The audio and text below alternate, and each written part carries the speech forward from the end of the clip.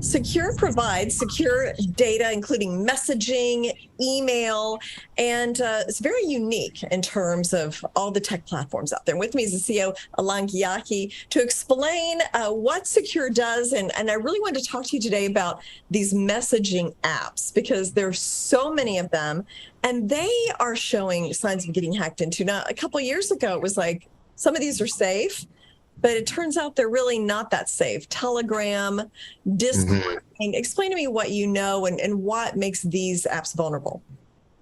Sure. So what we do is Sekur is an end-to-end privacy communication platform. We have an email, we have messenger, voice message sending, file share, and so forth. And we're developing into voice communication and video communication as well from your phone or your laptop. The particularity that what we do is we have our own technology, we have privacy ingrained in the entire process. We host everything in Switzerland only on our own machine, and we don't use third-party cloud providers like 99% of the big tech. So going back to this discussion here, there was an article on threatpost.com, great website for people to look and be informed of the different threats happening. And this one talks about how Telegram and Discord are being used by cyber hacker for nefarious acts, so for the criminal activity. And there's features in Telegram where you can basically dispatch, do a whole airing of, sharing and dispatching, and a lot of stuff that are not typically on your typical WhatsApp or Signal. They're used as broadcasting, essentially. You can broadcast content, and the hackers come in. They basically use those features to steal everything about you, from your login, your credential, your content. And they use Telegram. The way this article explains is that Telegram, especially, and Discord, are used for repository for storing that stolen information as well by the hackers. So they're going to go to your channel, because Telegram has a lot of channel for, broadcast. They'll swipe everything and they'll do a big sweep of all your credential, your content, and so forth. And then they'll store it in another, let's say, part in Telegram for future use. It's interesting you mentioned that they also are saying that, there was hacking in Facebook Business Messenger, and the hackers, they used to have only private data. Discord is a huge one, as you were mentioning before our call, used by a lot of gamers, a lot of people on stock market, stock tipping and all that. I've never been on Discord. It's really not the company's branding to go on these kind of applications, plus we have our own. And also what happens is, it used to be personal data. Now more and more businesses are using Telegram, even though there's massive fines for bankers, maybe not another kind of business person, but for bankers, they're paying up to $1 billion in fine, all the big banks, because they use WhatsApp and Telegram. So what's happening is these apps are now being used to steal our business data as well.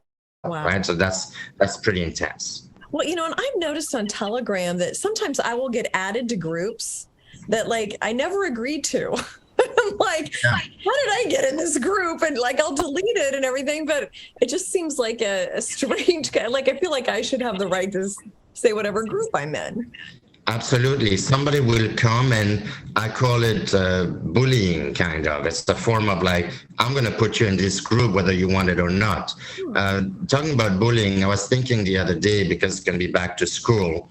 And a year ago, somebody told me that Secure Messenger is an amazing tool for teenagers and anti-bullying. And I said, well, it's a business tool. It costs money. No teenager is going to buy it. But then I understood, because the fact that you don't give your phone number away, and in your case, if you're in a group, you have to be asked first, right? Nobody can just shove you in a group.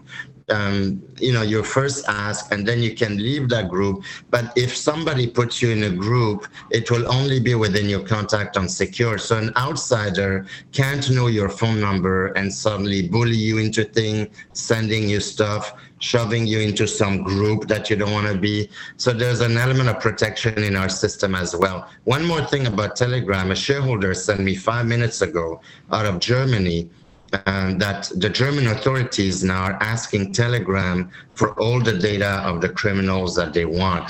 And, that's great, but that tells you that the whole myth that Telegram can't look at anything, we don't have access to anything, it's all nonsense. And I've known for years this because I work with telecom operators overseas that told me that Supreme Court judges have been subpoenaing in Brazil, for example, Telegram, and Telegram readily opens all the channel for them. So there's no privacy and no security. It's good to catch criminals, obviously, but if you want privacy, that's not the platform to go to. And on top of that, you're going to be hacked by all these hackers. Yeah.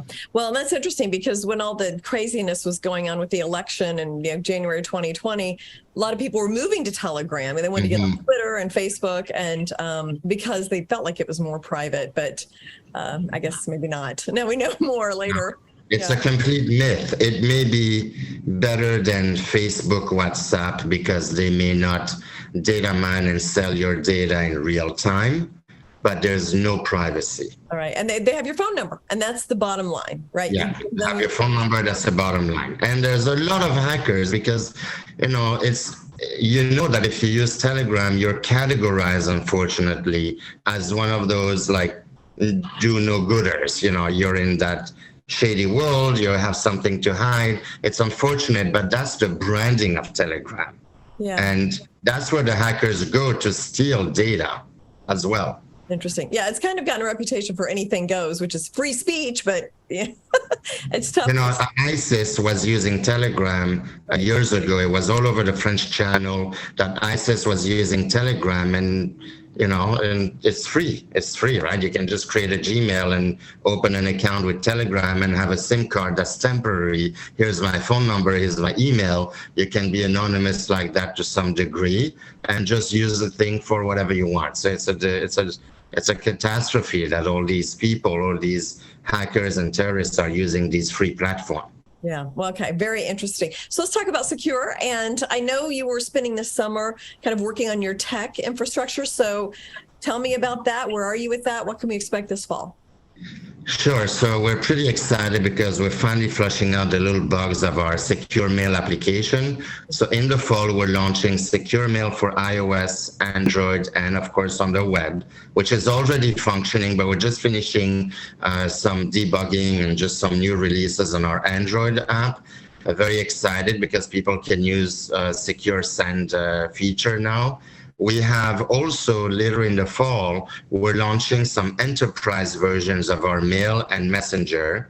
We are basically launching sometime in October, hopefully, a way for large enterprises to onboard as many people as they want, as opposed to having each user, like if you're a big company, you got 1,000 people you want on Messenger, then you can have an administrative layer where they onboard all the employees and then they send the accounts to the employees, like a real enterprise feature, because we're getting a lot of demand from enterprises, and especially overseas in Latin America, where we have now presence in 7 to 8 countries, I'm happy to say. So that's one thing. We're going to work on the group functionality. So really work a little bit on these functionalities for email and messenger. We just launched a brand new version of our webmail as well. We're preparing some video tools, etc., polishing up the site. So we've done most of that work, and in the fall, all of that will be deployed.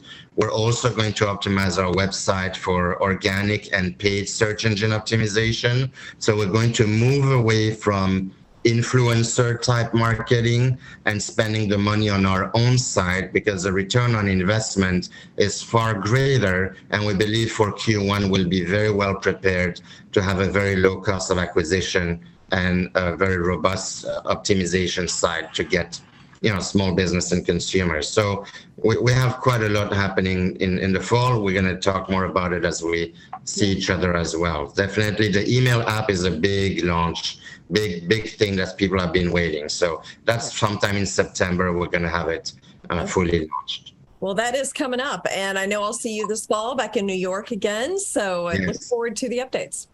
I'm excited. Thank you so much, Jane.